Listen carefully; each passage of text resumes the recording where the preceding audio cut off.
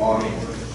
It's nice to see some familiar faces that we haven't seen for a while. Back there, just cheers. So, I'm glad you can see. Let's pray. Father God, I just want to thank you for your love. We thank you for bringing people back from their travels safely. And as they begin to trickle in, we just ask that you bring them all back to us safely. And we will be united, Lord, in purpose. And for those who continue to travel on elsewhere, Lord, we just ask that you would bless their ministries there and their lives there. Father God, as we approach your word today, we just ask that you open it up to us. Help us to feel your presence, to know who you are. As was said earlier, to trust you. To trust that you have our backs, that you have a greater purpose for us in life. In Christ's name.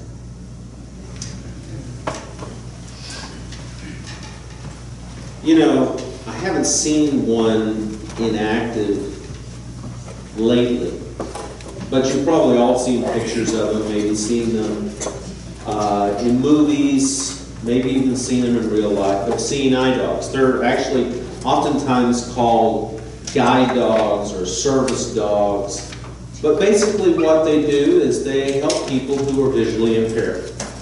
And sometimes not just visually impaired, there's other impairments that they might have. And the dog is specifically trained, A, not to be aggressive. The dog's not going to, you get too close to its owner, it's going to start attacking you or anything like that. That's not what they're bred, actually, and trained not to be aggressive at all. But they're trained, though, to do things like, you know, either bark or not bark, to give certain signals when a blind man is getting close to an intersection or whatever. If it's dangerous, they'll stop because the dog can't read the signal, right? The dog has to have other cues, etc. But basically, the dog is there to see the dangers, to help the person they are basically with, who they love, to avoid the pitfalls. God does that for us, yes. God is there to see the pitfalls that we're going to face in life, to see the dangers. God is there to guide us and keep us from the dangerous areas. But our seeing eye God does more than that. Our seeing eye God is there to help us see people as they are, to help us see individuals out there, to help us to look beyond the cultural barriers and the language barriers and maybe just the stuff that gets in the way, and really see people as God sees people. Our memory verse is 1 Samuel 16:7. It says, "But the Lord said to Samuel, do not consider his appearance or his height, for I have rejected him. The Lord does not look at the things people look at. People look at the outward appearance, but the Lord looks at the heart." As we follow Christ, God wants us to begin to look not just at the outward, but to listen to the Spirit, listen to what He's telling us, and to look at the heart of people. But do we do that? Are we so focused on the outer? Are we so focused on what people are wearing, or whether they're good looking in our eyes, or whatever, that we miss the inner person that God loves and that Jesus died for? Last week we had a sermon called Be Ye Different, Be Real. And within that, I talked about how others see us, right? And we talked about, Jesus on the Sermon on the Mount saying, don't be like the hypocrites. Don't be like them in the way, specifically, you practice your faith. Because when you practice your faith in a way that is all fakey-jakey, that's not real, people are going to see through that. And they're going to respond in a way you don't really want them to respond. What we project to people as Christians should be real, should be of depth, should be a life that is radically changed by Christ. But we should also, when we have weaknesses, be projecting that as well. Not wearing our hearts out on our sleeve like we talked about, but being real about it, being vulnerable. Not pretending that we are Superwoman or Superman. But showing a person who, by the grace of God, is taking one step at a time and hopefully growing closer to God in the process. Today, though, we're going to kind of reverse that a little bit. It's not so much how others see us, but how we see others. How we look at others around us. And God, if we're willing, can help us see that. Can help us see others. Notice I said that it's willing. The blind person, for example, one of the biggest issues oftentimes when a person is first assigned a dog or makes the decision is they have to first be willing. Willing to use the dog. Willing to have this companion with them to take them on this journey. So a lot of them are like, I don't think so. You have to be willing. You have to be willing to listen to God. You have to be willing to let Him be your seeing eye God. You have to be willing for Him to reveal people to you. As we saw in the video, you have to be willing to believe that they matter.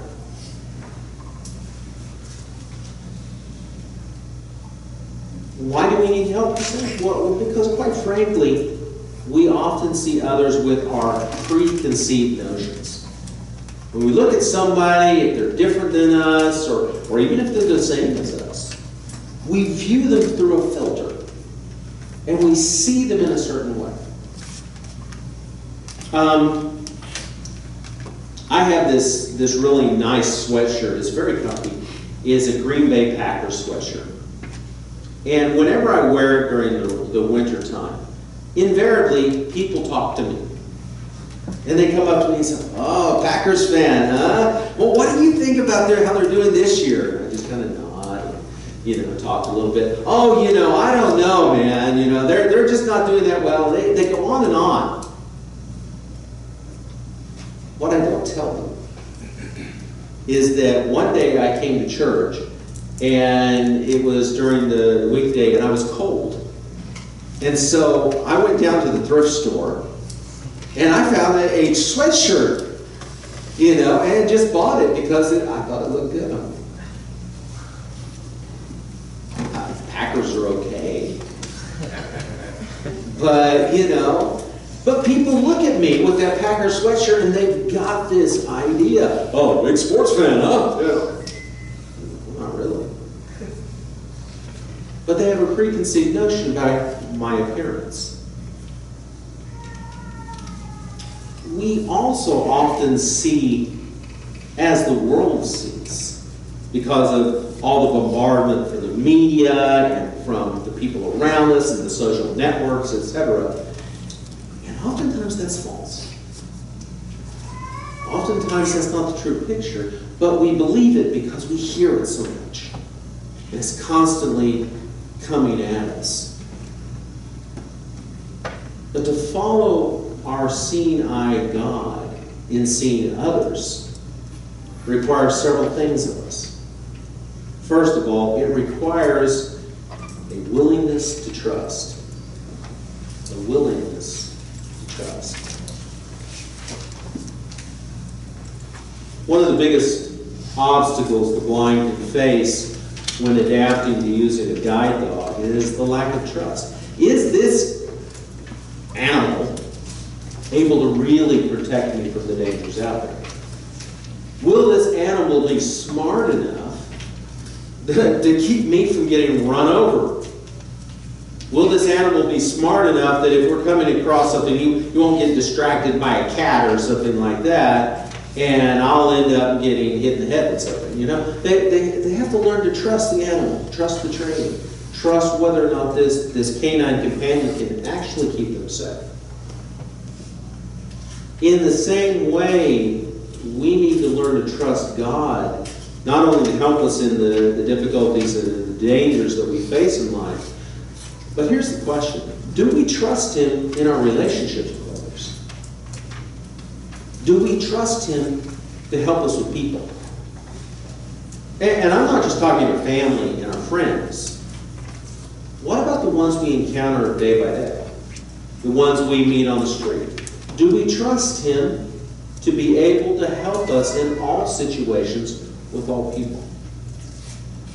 Or do we think, well, God's too busy out there. He's paying attention to the cats in the world or whatever. You know, and He's just not that focused on us. One thing we've got to realize is that God is a big God. He's beyond our comprehension. He can multitask. God is able to take care of the big picture, but also the extremely micro picture of our lives. And He loves us. And so He's more than willing, as we turn to Him, to help us in the day-to-day relationships with the person in the checkout line, or the driver that we are passing, or the person who comes up next to us that, you know, looks kind of scary. God's able to help us in all those situations too. You know, this lack of trust that we have sometimes of other people, especially when they're scary, is not a new thing. One of the early disciples faced this in Acts 9, 10 through 15. In Damascus, there was a disciple, setting this up, you remember, Saul has this vision, he's struck blind, etc. In Acts, we've talked about it. In Damascus, there was a disciple named Ananias. The Lord called to him in a vision, "Ananias." "Yes, Lord," he answered. The Lord told him, "Go to the house of Judas on Straight Street, and ask for a man from Tarsus named Saul, for he is praying. In a vision, he has seen a man named Ananias come and place his hands on him to restore his sight." "Oh, Lord," Ananias answered, "I've heard many reports about this man and all the harm he's done to your holy people in Jerusalem. And he's come here with the authority from the chief priests to arrest all who call on your name." But the Lord said to Ananias, "Go. This man is my chosen instrument to proclaim my name to the Gentiles and their kings and to the people of Israel." Ananias was scared. Paul was, at that time Saul, was a scary guy. He was rounding up the church. He was having people killed and imprisoned. Yeah. You want to talk to this dude? No. And God's saying, trust me. Trust me. Obey me. Trust me. You know, we're going to encounter scary people out there. We're going to encounter people that, yeah, wow, you know, I don't know, Lord. You really, and God may be saying, you need to go share Jesus with this person. You may go, whoa, you've got the wrong person here. You know, little me against this guy or this girl? I don't think so. But just as God was able to direct Ananias and keep him safe, He can keep us safe. Are you willing to trust? I like how the Our Daily Bread author Peter Chin puts this encounter with Ananias. He said, God told Ananias not to focus on who Saul had been, but on who he had to come.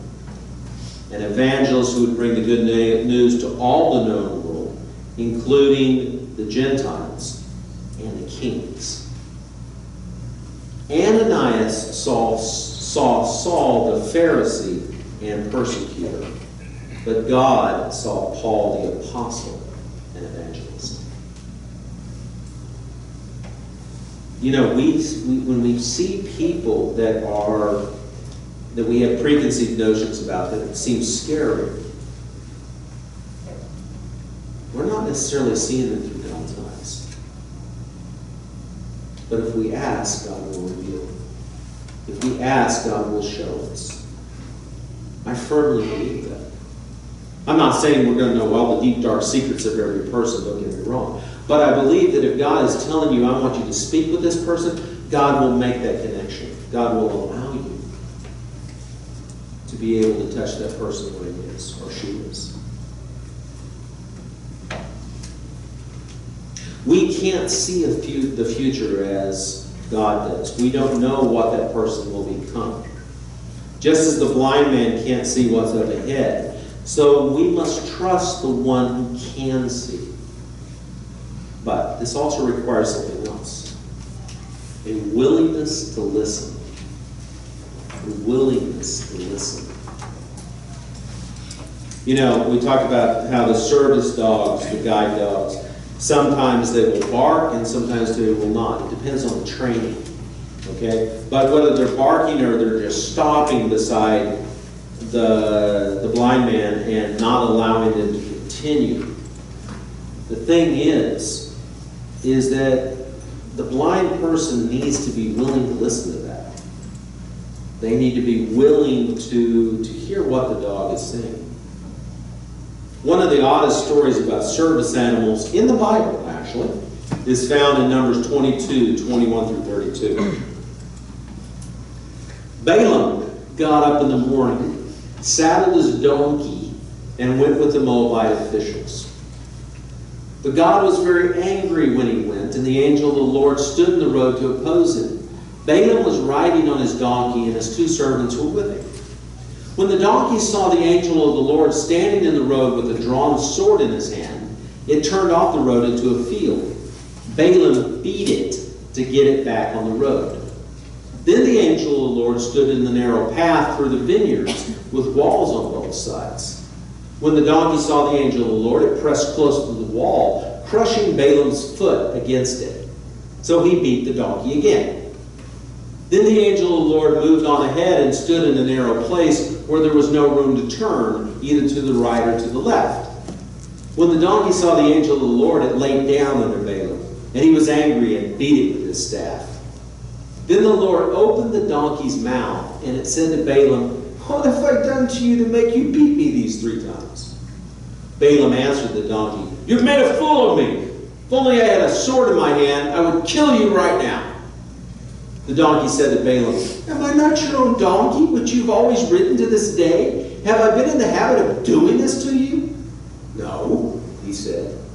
Then the Lord opened Balaam's eyes, and he saw the angel of the Lord standing in the road with his sword drawn. So he bowed low and fell face down. The angel of the Lord asked him, "Why have you beaten your donkey these 3 times? I've come here to oppose you because your path is a reckless one before me."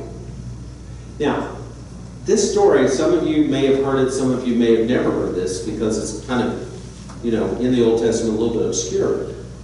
Yeah, and you got to kind of think about this. First of all, talking donkey, okay? And, it's kind of funny in some ways, sad, but funny. Poor Balaam, beating his donkey and getting his foot crushed and all this kind of stuff. But the thing that really confuses me is Balaam. Because, to set this up a little bit, Balaam knew who the Most High God was. Absolutely, and he agreed never to say anything that the Most High God had not told him directly. He was not going to lie.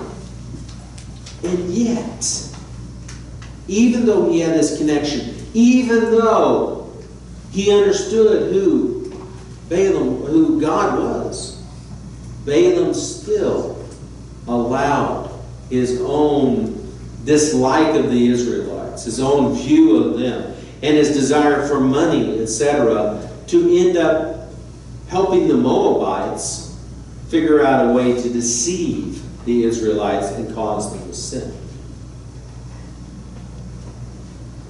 Balaam knew God's blessings. He heard God's voice. But the takeaway from this is that it still didn't matter. He could listen, he could even go along sometimes with God's plans when he saw them in his best interest. But what he really needed to do was this, and what we need is a willingness to obey. We need a willingness to obey. It's not enough just to trust. It's not enough to listen. We have to have a willingness to get beyond that. The heart to obey God. See, a blind man can ignore his dog.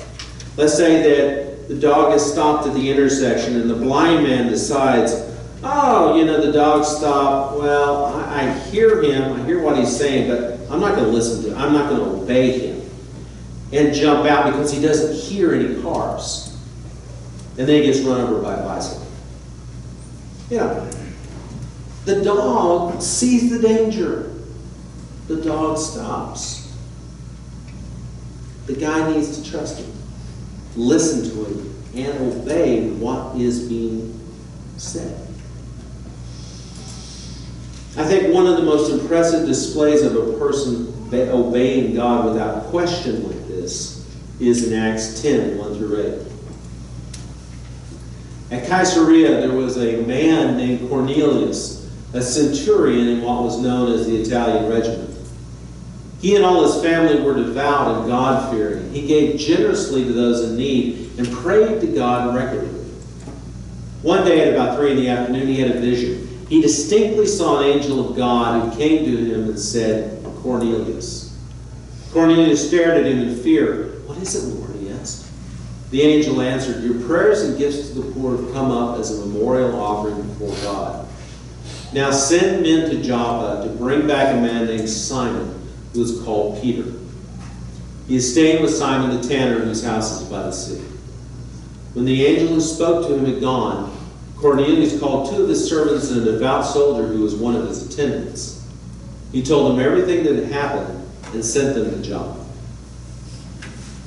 Now, Cornelius is a Roman centurion. You know what a centurion is? A centurion, what is a century? 100 years, right? A centurion has 100 soldiers underneath him. He's a commander.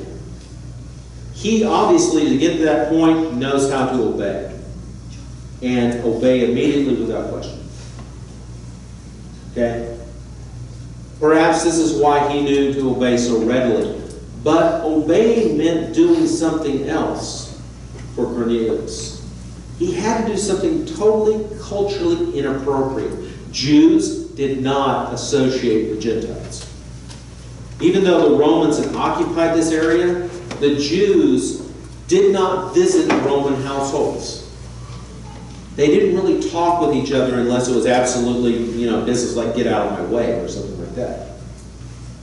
And for Cornelius to totally disregard this, totally flaunt the culture, and say, okay, I'm going to send him there. I'm going to go to this Jewish household, send him into a Jewish household, and ask this Jewish man to come to my house to visit me.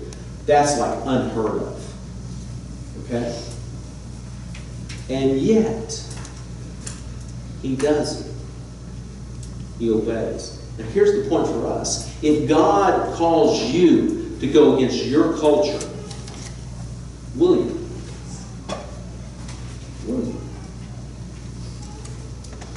We pride ourselves in this church as being an international church, right? We are multicultural. All nationalities, all ethnic groups, we welcome. But here's the question. How welcoming are we personally? We can say, yeah, you can come here. It doesn't matter what race you are, what nationality, what none. Come. Do we still welcome them the same way we welcome someone who looks like us? Are we still willing to treat them the same way? Are we still willing to cross the cultural barriers in our schools, in our workplaces? When we see somebody who maybe is all tatted up, when someone who has all the piercings, has all the different kinds of things, are we willing to go and talk with them and treat them the same way as we are someone who kind of dresses like us and looks like us? See, that's the thing. Are we willing to step out of our comfort zone? Are we willing to be culturally inappropriate at times for Jesus? And I'm not saying it's culturally inappropriate for you to talk to somebody who's all tatted up and everything else. But there will be some times that you will encounter that it might be culturally inappropriate, or at least society. Maybe your friend's game. What are you doing? Why are you associating with that person? Why are you talking with that person? Why would you go there? We don't do that. Are you willing to defy that culture? To go ahead and make friends with someone else? Especially if Jesus is asking you to. See, there's a trick to quick obedience as well. It's a willingness not to argue. How many of you like to argue? Oh, come on, raise your hands. I know you do. We love to argue. My children love to argue. You know who you are, Peter. They love to argue. And I just want to say, stop it, stop. We love to. If a blind person on the street argues with his guard dog, or his guide dog, right? And says, well, I don't think so. You know, you're stopped, I know, but I'm not going to, come on, let's go. A, he's either not going to go anywhere, or B, he's going to get hurt because the dog saw the danger.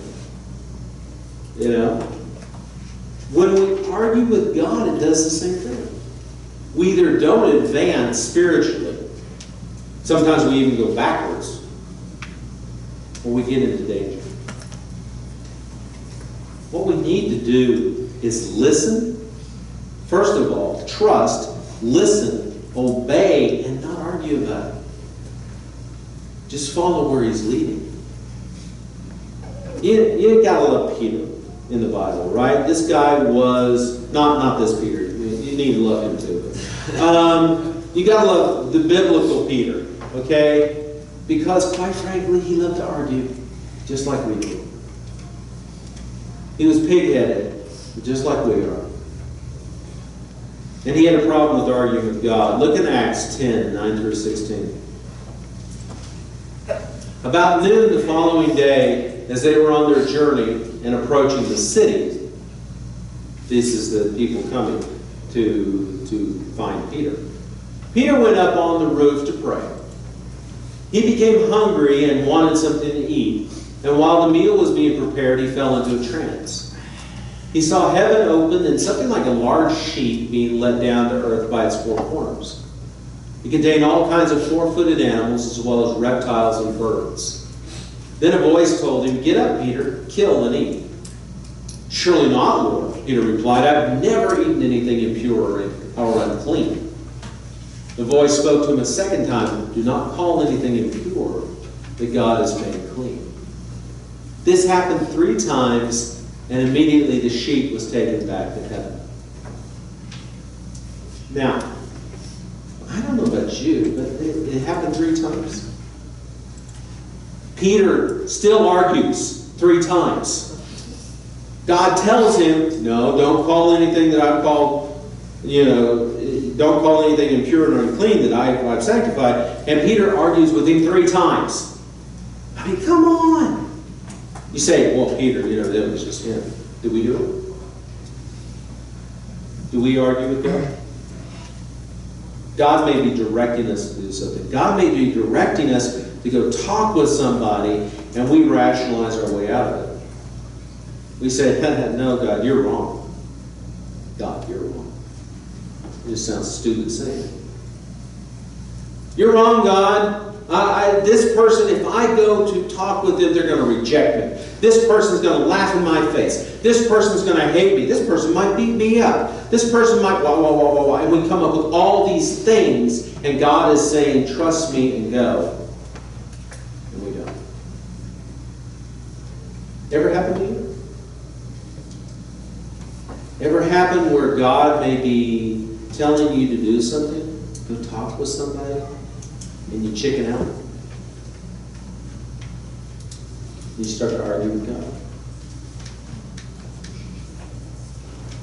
We have a hard time letting go of these preconceived notions we've got about how other people are going to react to us and what other people are going to think. It's cultural. When I was a kid, there were these groups. There was the jocks and the goat ropers, we called them, which were like the cowboys. And do you guys call them goat ropers still? No, maybe now to their face, definitely. But that's what we called them. We had the jocks, we had the goat ropers, and we had the freaks. The freaks were the ones who were always taking the drugs and things like that. And then we had those others that were the nerds, or just the weirdos. I was one of those weirdos. I was into drama. Kind of strange, But we didn't cross the lines. Because we figured if we crossed the lines, we would get hurt. People would treat us badly. People would look at us funny. You just stayed in your own little group. High School Musical all over again, without having anything.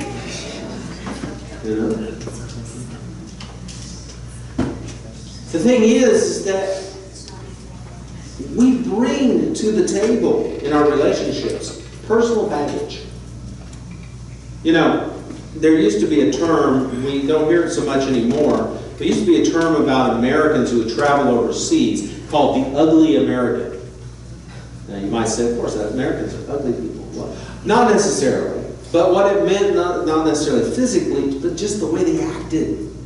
The ugly American was this tourist that would go over, no matter what was culturally appropriate, the dress, etc. And they would always have, the Bermuda shorts and the big, weird t-shirt and the camera. And people wouldn't speak English. And so they would try to speak louder. Okay, you don't understand me? Do you understand me now? And they were loud and they were rude and things, and that's how we got the reputation, the ugly American. Because they were being culturally insensitive. Education, gender roles, taboos, foods, clothing, these are all cultural baggage that we bring to a situation. If any of you are ever called to be missionaries, here's the situation. One of the things they try to train you is, you got to put that stuff aside. Because when you go into other cultures, you have to be sensitive to their taboos, their gender roles, their cultural expectations. Like the Laos, you guys, when you went to Europe, you discovered something interesting talking to Jessica. She was talking about how you go into the cathedral and, you have to put on something on your shoulders, right? Because they won't let you in. You can't go into the cathedral or, with bare shoulders. It's culturally inappropriate. But you know how many people actually go and try to do that? They even have vendors outside who will sell you little scarves and things to put over your shoulders. You don't wear a tank top in there. It's disrespectful. But I've been with people who tried to get around it. Oh, no one's looking, I'll do it anyway. Because they didn't care.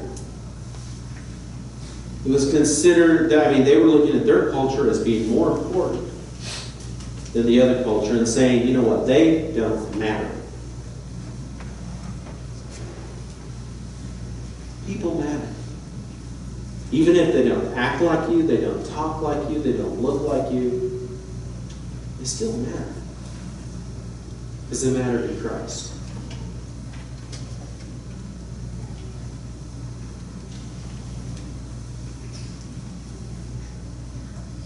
We need to have a willingness not to argue. And also, following our seeing eye God requires a willingness to cast away prejudice.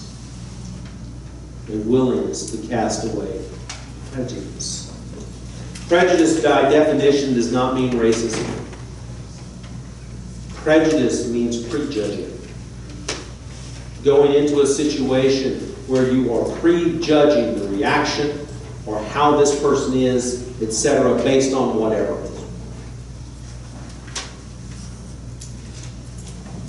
The owner of a service dog must cast away any fears, doubts regarding the dog's ability in order to work with him.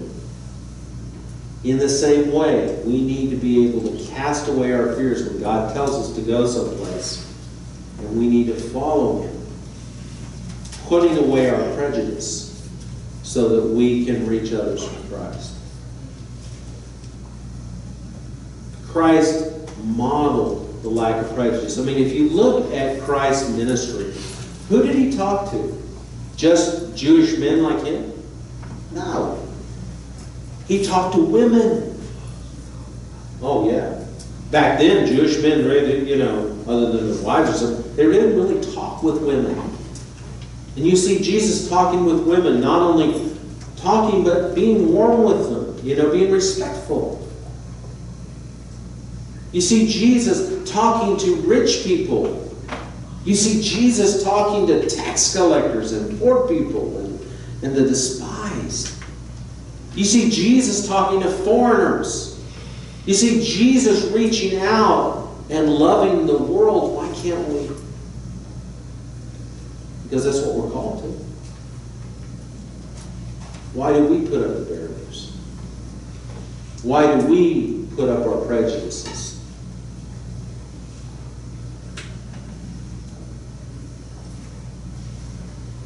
Peter finally realized this in Acts 10, 34 through 35. Peter began to speak. I now realize how true it is that God does not show favoritism, but accepts from every nation the one who fears Him and does what's right.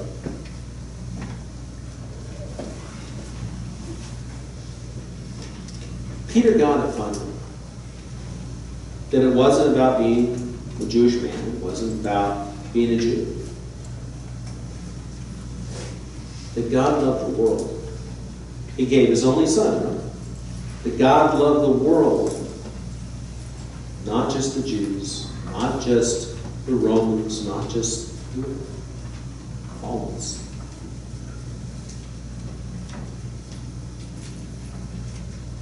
Here's the situation. Will we follow our seeing eye God's lead? Will we be willing to do that? It really comes down to this. It's a choice you and I must face to reach the world around us. You and I have to decide that people matter.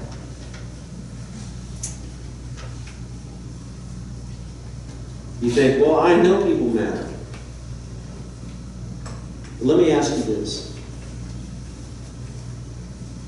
I want you to think about your school situation, those of you who are in school right now. I want you to think about your work situation. Are there people there that you feel you can't approach? Are there people there you feel that I can talk to this person or that person, I really can't talk to that person? And then examine why. Why is it? Is it because that person throws rocks at you and says, get away, get away, get away? You know, there are people like that. But they're not that common. Or is it because it's not necessarily them, it's you? Because you are afraid that they will somehow misunderstand you, they will reject you, they will think you're weird, or whatever. You might say, I have nothing in common with them. Yeah, you do. You have humanity in common with them. You have a soul that Jesus died for in common with them. And you can't let the external stand in your way. You need to get beyond it. You need to ask that question. If I can't talk to that person, why? And God, do you want me to? Do you want me to? Joseph is going to go into a ministry on campus, and he is going to be seeing people from all different levels, right? And he's got to be willing to put aside the differences so that he can reach them. Will you be willing to put aside the differences where you are and try to reach them? Do they matter to you?